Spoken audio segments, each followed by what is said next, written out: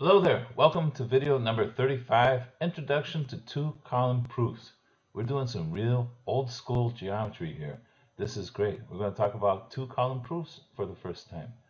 Our proofs today are going to be focused on proving that triangles are congruent. If you show all 6 corresponding parts are congruent, all 3 matching sides, all 3 matching angles, then the triangles are congruent. Because if all the sides and angles are congruent, you could put one triangle on top of the other and you could never tell it apart. But proving 6 things is tough, so we have some shortcuts. We can show that 3 matching sides are congruent. That's enough. Then everything is congruent. So we're going to use these shortcuts: side, side, side, side, angle, angle, side, and angle, side, angle. Those are going to be very useful to us. So if we can show any of those 3 matching sets of 3 matching parts are congruent, the triangles are congruent. Okay, we're going to do 2 examples, and then I have a journal assignment for you. So here goes our first two-column proof ever. I'm excited. It's kind of going to do the same things we were doing in class the last couple of days, but it's going to kind of organize it in a very kind of a formal way. So the way these problems start is we have a list of what's given, what we can assume to be true, and what our objective is. What is it we're supposed to try to show? So the givens can be found either in statement or in the figure or in both. Here, the things given in the statements are identical to what's given in the figure. But sometimes things are in the figure that aren't listed here. So you have to kind of watch. Or sometimes things are listed in the statements that aren't marked in the figure. So anyway, check both, the statements and the figure. And our objective is to prove that triangle BCA, that's the one on the left, is congruent to DCE. Before you start writing the proof, you should kind of have an idea of how this is going to go. I see that these 2 angles are vertical angles here, and both triangles have the same set of side, angle, side. This side, this angle, that side matches this side, that angle, and that side of the triangle. So I know already that this proof is going to use side angle side property. Okay, so let's get started. Two-column proofs always start with the givens. So we kind of list what we're told. So BC is congruent to EC. That's our first statement. On the left column, we're going to put our statements. On the right column, we put the reason why we know those are true. This is true because it was given.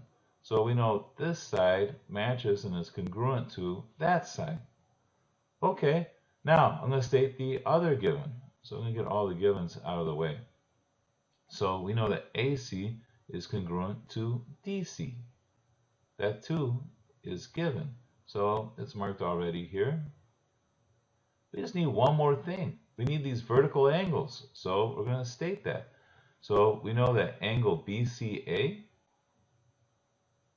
is congruent to angle ECD. Why? The first thing that's not given. This is something we concluded from the figure that, and they're vertical angles, so vertical angles are congruent. That's our reason. Now, we've done it. We've shown that the triangles have a matching set of side angle sides.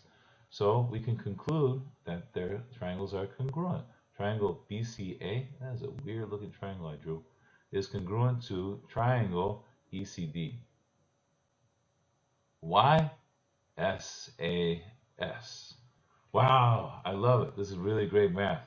Actually, beyond calculus, most of math is kind of proving theorems and conjectures. So proofs are a huge part of mathematics. Mathematics is systematically built up, and geometry is kind of the first place you get a little touch of that. Here's our next example, example 2.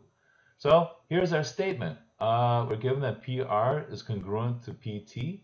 This time it's not marked in the diagram, so I'm going to mark it in the diagram to help me understand the problem. So these 2 sides are given to be congruent.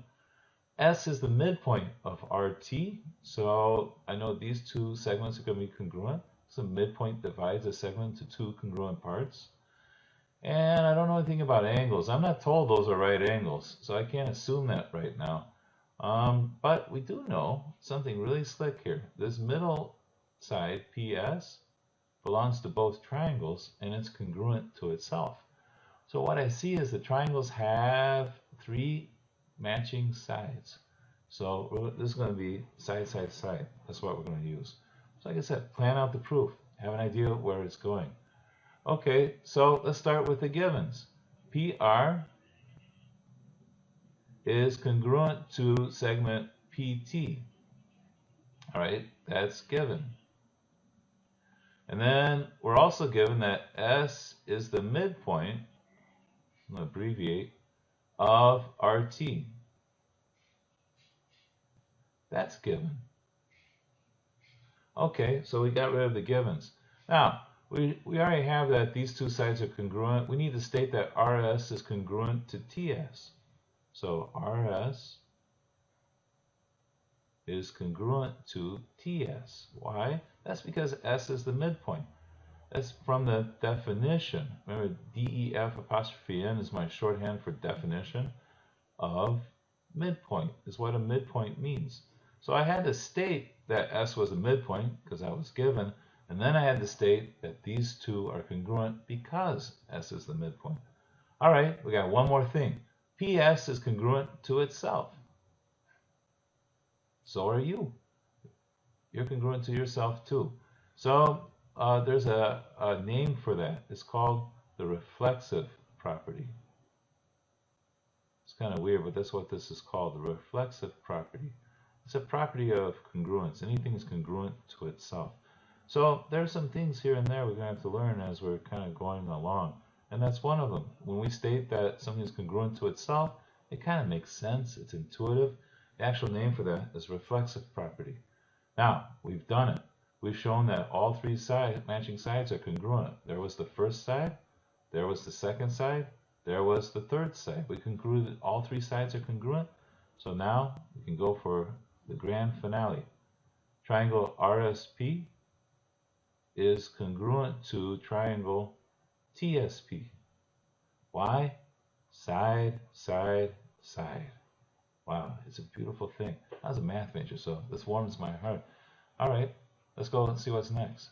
Oh, hey, I have a great opportunity for you.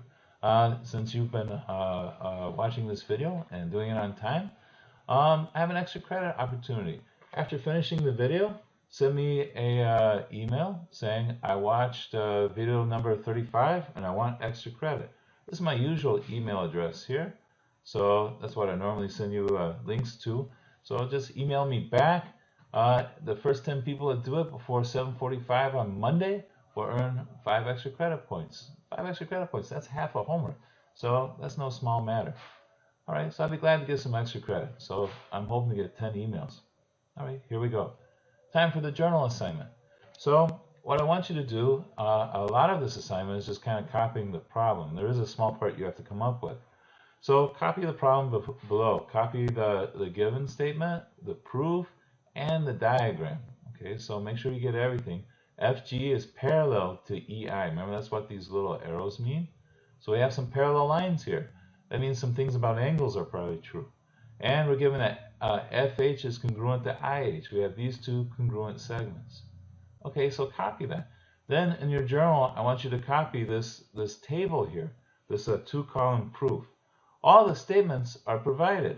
Okay, so I've kind of outlined how to do the proof. Starting with the givens, this leads to the conclusion that the triangles are congruent. What your assignment is to provide the reasons. So think, why is each statement true? It's either in the givens or true because the properties of angles or something in the figure. All right, good luck.